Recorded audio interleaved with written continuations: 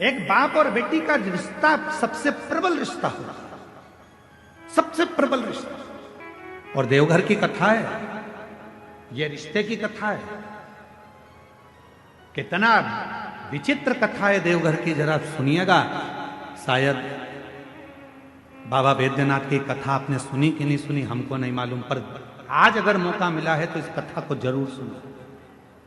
क्या रिश्ता था? मां कौशल्या जी ने सुकौशल जी और अमृत प्रभा जी, कौशल्या जी के पिताजी और माता जी ने कौशल्या जी को शंकर की आराधना करना सिखाया था।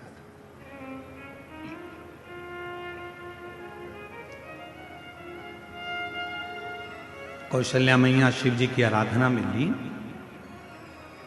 कहते हैं आनंद रामायण वर्णन करती है कि कौशल्या मैया 1 मिनट भी शंकर की भक्ति के बिना रह नहीं पाती थी। भाव की इतनी शुद्धता थी मां कौशल्या जी की।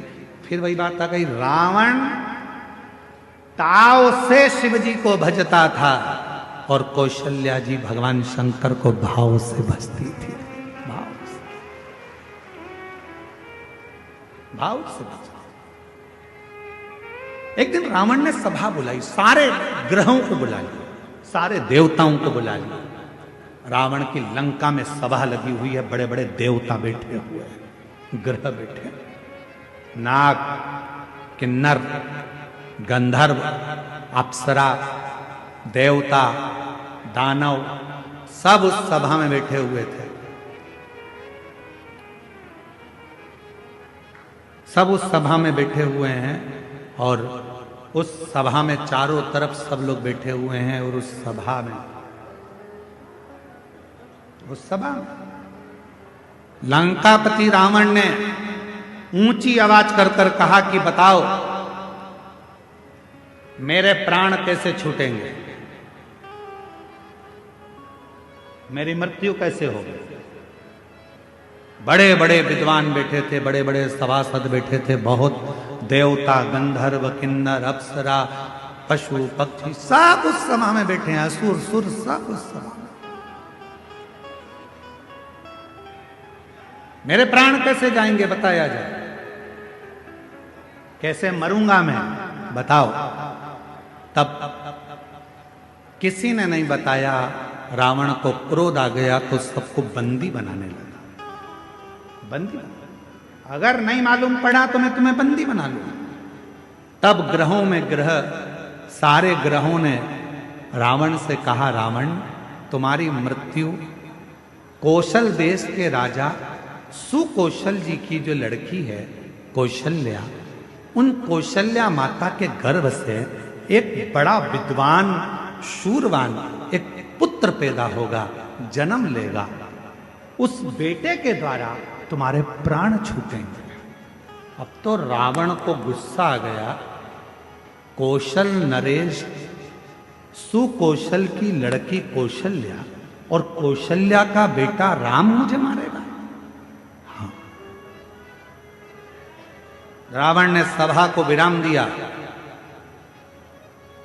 अपने गुप्तचरों को बुलाया। मेरी मृत्यु नहीं होना चाहिए, उसके लिए क्या करा जाए। एक ही काम है, कौशल्या को अपने यहां ले आ। जब लंका में माता कौशल्या आ जाएगी, कौशल्या अगर लंका में पहुंच गई तो उसकी कोई संतान नहीं होगी। संतान नहीं होगी तो तुम मरोगे नहीं। रावण ने उसी समय पर अपनी सेना तैयार कर कर कौशल राज्य में पहुंच गया और सुकौशल राजा के पास जाकर रावण ने हाथ जोड़कर प्रणाम किया। रावण उस समय पर शिव की आराधना नहीं करता था। बाबा वैद्यनाथ की कथा चल रही है, जरा सावधानी से सुनिएगा।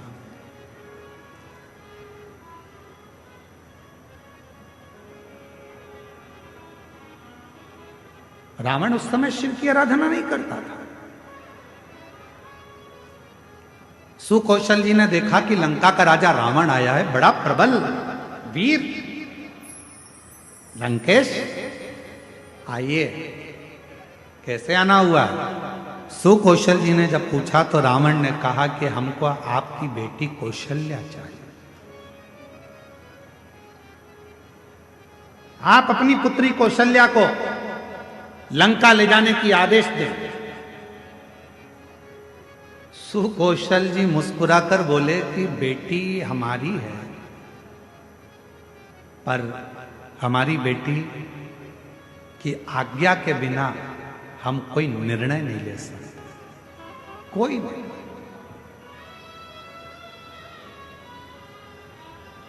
मेरी बेटी की आज्ञा के बिना मैं कोई निर्णय नहीं ले सकता। विचार किया। रावण ने पूछा तुम्हारी बेटी कहां है? सुकौशल जी बोले बस शंकर की भक्ति करती है तो अभी शिवालय से आ रही होगी।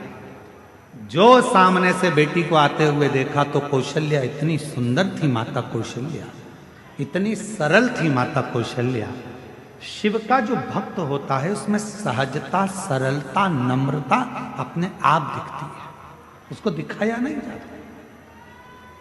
सरल, शिव जैसा भोला, शंकर जैसा सहज। लंकापति रावण ने कौशल्या जी को देखा तो कहा आप ही कौशल्या? हाँ। सुकौशल जी की बेटी हो? हाँ। हम आपको लंका ले जाने के लिए। मुझे लंका? हाँ। कौशल्या जी कहने लगी मैं तो लंका नहीं जाऊंगा, मैं लंका नहीं जाऊंगा। रावण कहने लगा तुम मुझे जानती नहीं हो कौशल्या,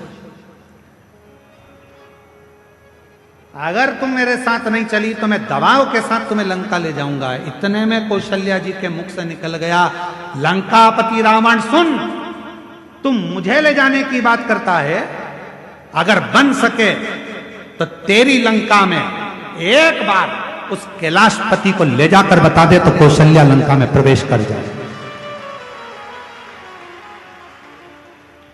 तू एक बार उस कैलाशपति को तेरी लंका में ले जाकर बता दे तो ये मां कौशल्या जी कर रही हैं कि ये कौशल्या तेरी लंका में प्रवेश कर जाएगी। रावण हंसकर बोला वो कैलाश पर रहने वाला शंकर, वो शंकर? अगर तुम बोलती कि विष्णु जी को लेकर जाओ तो बड़ी बात थी, तुम कहती कि ब्रह्मा जी को लेकर जाओ तो बड़ी बात थी, शंकर जी तो मैं अभी उनको लेकर आ। और रावण गया देवाधिदेव महादेव की आराधना में बैठ गया, साधना में बैठ गया। शिव जी प्रसन्न नहीं हुए। अब बताओ भाव में बैठा था कि ताव में बैठा था? भाव में नहीं बैठा ना, काय में बैठा था? ताव में। अब मैं ले जाकर मानूंगा। लग गया रावण पीछे। शंकर भगवान प्रसन्न नहीं हुए। तब रावण को लगा कि ऐसे नहीं मानेंगे। रावण ने अपना शीश काट कर देना प्रारंभ कर दिया। 9 शीश कट गए रावण के, 10वां शीश था। शिव जी सामने आकर खड़े हो गए। रावण क्या चाहिए तुझको? रावण कहता है बाबा मैं तुम्हें लेने आया हूं, तुम मेरे साथ लंका चलो।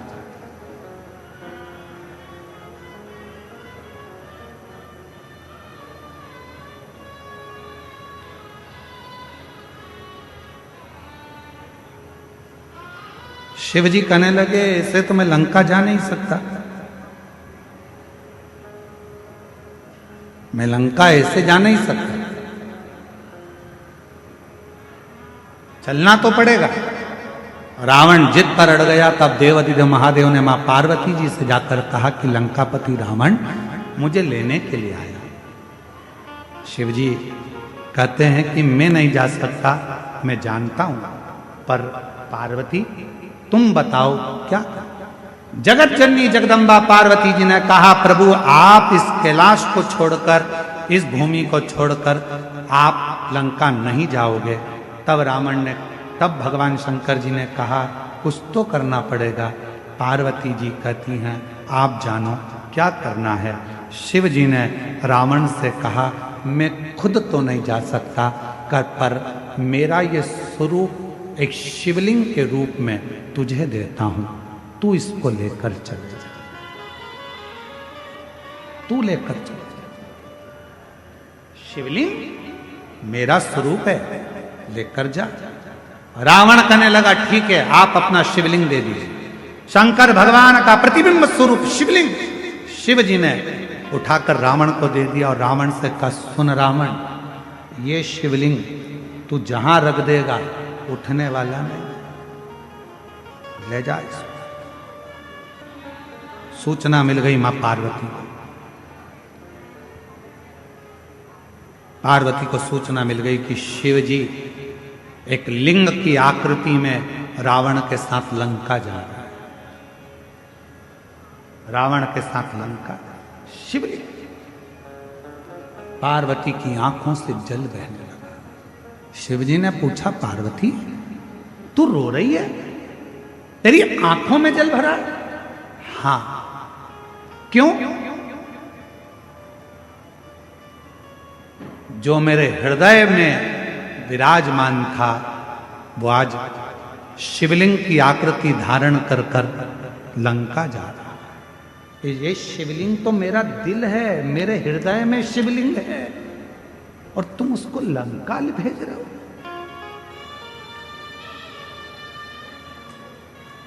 शिव जी मुस्कुराने लगे, पार्वती जी प्यार अगर पक्का होता है तो कोई जा नहीं सकता। बस इतना शंकर जी ने कहा और पार्वती जी समझ गई। पार्वती जी ने गणेश जी को बुलाया, गणेश शीघ्र आओ। गणेश जी ने कहा, मां आज्ञा करिए। गणेश जाओ, एक ग्वाले का रूप रख लो, तुम्हारा नाम होगा बेजू ग्वाला, और बेजू ग्वाला का रूप रखकर रास्ते में जाना। रावण संध्या करने के लिए रुकेगा, शिवलिंग तुम्हारे हाथ में देगा, थोड़ी देर उसके सामने पकड़ कर रखना, थोड़ी देर बाद जमीन पर रख देना। और सुनो गणेश, इस शिवलिंग को मैं बताऊंगी वहां रखना। जी मां, आज्ञा आपकी। रावण संध्या करने के लिए रुका, सोचा कि इस शिवलिंग को कहां रखूं। गणेश जी ग्वाले का रूप रखकर डंडा हाथ में लेकर घूमते फेटा बांध कर आ गए। ओ महाराज क्या बात है? महाराज कहने लगे, मुझे संध्या करना है, ले ये शिवलिंग को पकड़ ले, जमीन पर मत रखना। ठीक है, मैं अब भी आया हूं संध्या कर कर।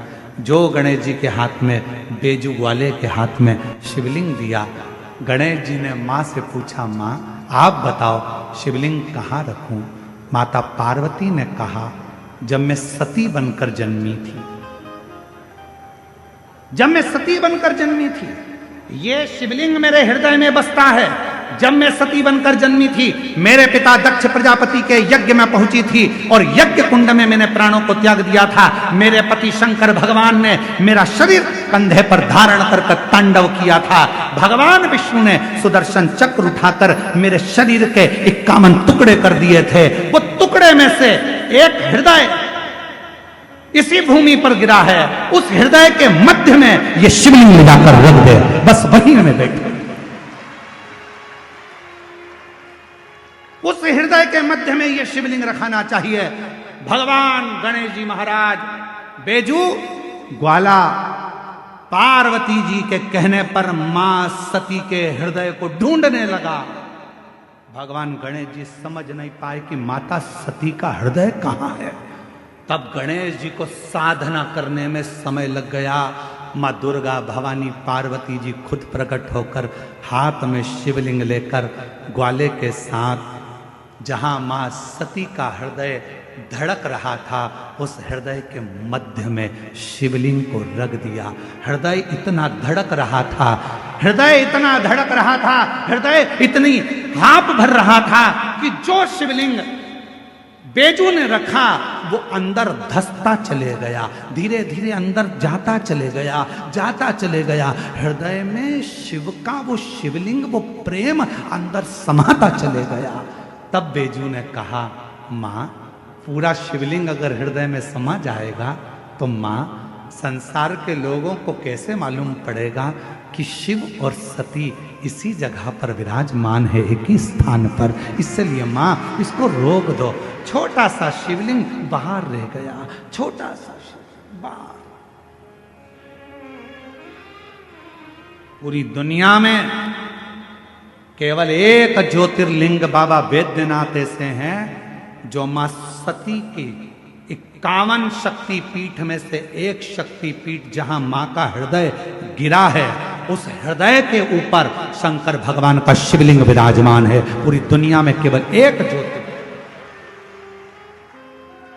पूरी दुनिया में केवल एक ज्योतिर्लिंग है जहां मां सती के हृदय पर शंकर जी का शिवलिंग विराजमान है। शिवलिंग, इसलिए इसको शक्तिपीठ कहते हैं। शिव शक्ति की पीठ है।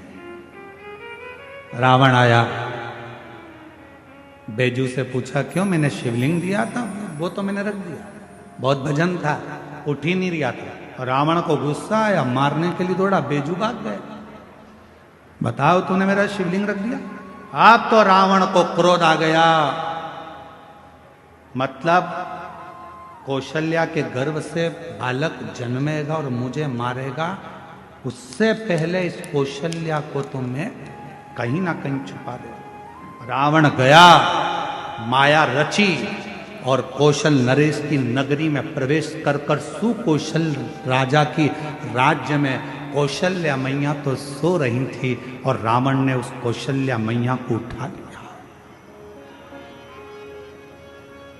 रावण ने कौशल्या मैया को उठाया, एक पेटी में बंद कर दिया। एक पेटी में बंद कर कर उस पेटी को किसी को पता ना चले तो समुद्र में गया।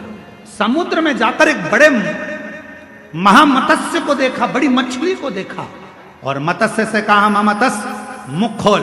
महामत्स्य ने मुख खोला, रावण ने उसके मुख में वो पेटी रख दी और मत्स्य से कहा तू समुद्र में घूमता रहे। ये कौशल्या किसी को मिलने वाली नहीं, इतनी मछलियों में कौन जानेगा कि कौन सी मछली के मुंह में कौशल्या जी। प्रमाण कर। महामत्स्य जा रहा था, मछली जा रही थी, इतने में एक बड़ी, उससे भी बड़ी मछली महामत्स्य सामने आ गई। उससे उस मछली का झगड़ा होने लगा। झगड़ा होने लगा तो इस बड़ी मछली ने मुंह फाड़ा। मुंह फाड़ते से कौशल्या जी की वो पेटी समुद्र में गिर गई। गिरते गिरते वो पेटी एक टापू पर पहुंच गई। उस टापू पर पहुंची जहां पर राजा दशरथ पार्थिव शिवलिंग का पूजन कर रहे थे और उनको वो पेटी दिखी। पेटी को खोला गया, सुंदर कन्या दिखी। पूछा तुम कौन हो? मैं कौशल राजा की बेटी हूं। कौशल राजा के यहाँ कौशल्या को पहुंचाया। कौशल राजा ने अपनी बेटी कौशल्या का विवाह दशरथ जी के साथ कर दिया और तब राम जी का प्रगट। सहज कहां? शिव की आराधना करने वाले को शिव की आराधना करने वाला मिलता, शिव की साधना करने वाले को शिव की साधना करने वाला मिलता। जो भगवान शिव को भजता है उसे शिव का भक्त ही प्राप्त होता।